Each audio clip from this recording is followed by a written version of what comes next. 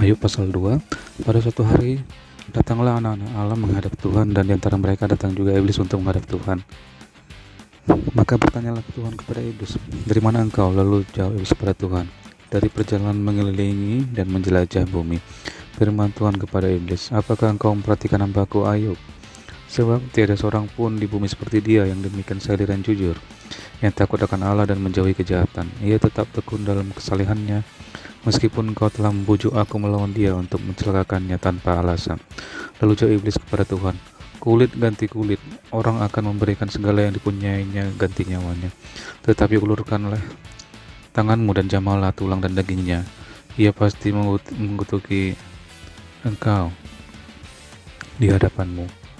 Maka firman Tuhan kepada iblis, "Nah, ia dalam kuasamu, hanya sayangkan nyawanya." Kemudian iblis pergi dari hadapan Tuhan, lalu ditimpanya Ayub dengan bara yang busuk dari telapak kakinya sampai ke batu kepalanya.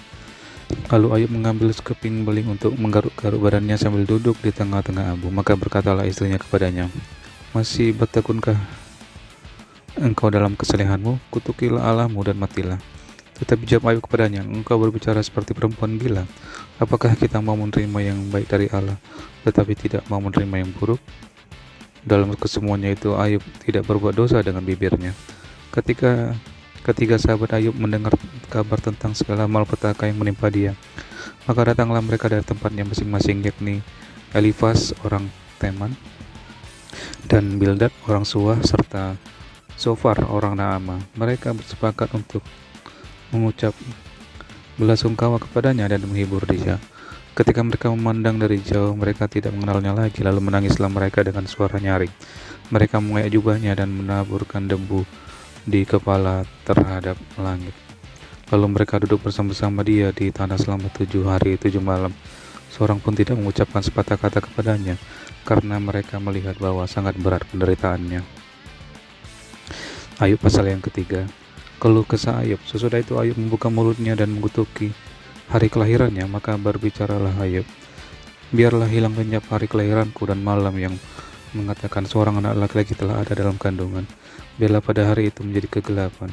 Janganlah kiranya Allah yang di atas menghiraukannya, dan janganlah cahaya terang menyinarinya. Biarlah kegelapan dan kekelaman menuntut hari itu, awan gemawan menudunginya, dan gerhana matahari mengejutkannya. Malam itu biarlah dia dicekam oleh kegelapan. Janganlah ia bersukaria pada hari-hari dalam setahun. Janganlah ia termasuk bilangan bulan-bulan. Ya, biarlah pada malam itu tidak ada yang melahirkan, dan tidak terdengar suara kegirangan. Biarlah ia disumpahi oleh para pengutuk hari, oleh mereka yang pandai yang membangkitkan marah Lewiatan.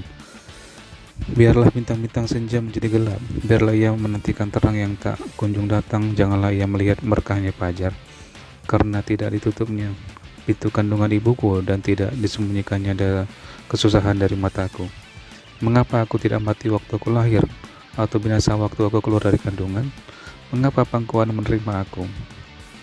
Mengapa ada buah dada sehingga aku dapat menyusu?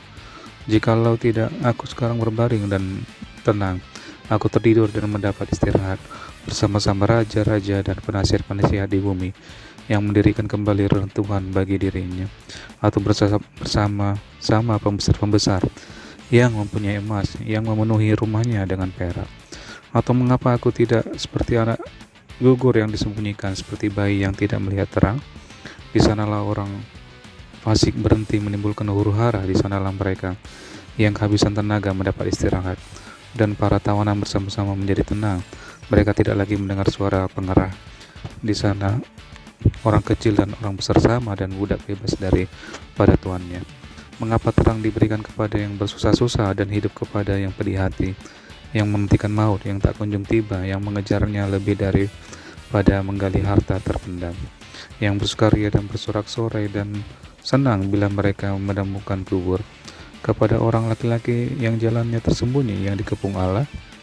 Karena ganti rotiku adalah keluh kesahku, dan keluhanku tercurah seperti air. Karena yang kutakutkan itulah yang menimpa aku, dan yang kucemaskan itulah yang mendatangi aku. Aku tidak mendapat ketenangan dan ketentraman. Aku tidak mendapat istirahat, tetapi kegelisahanlah yang timbul.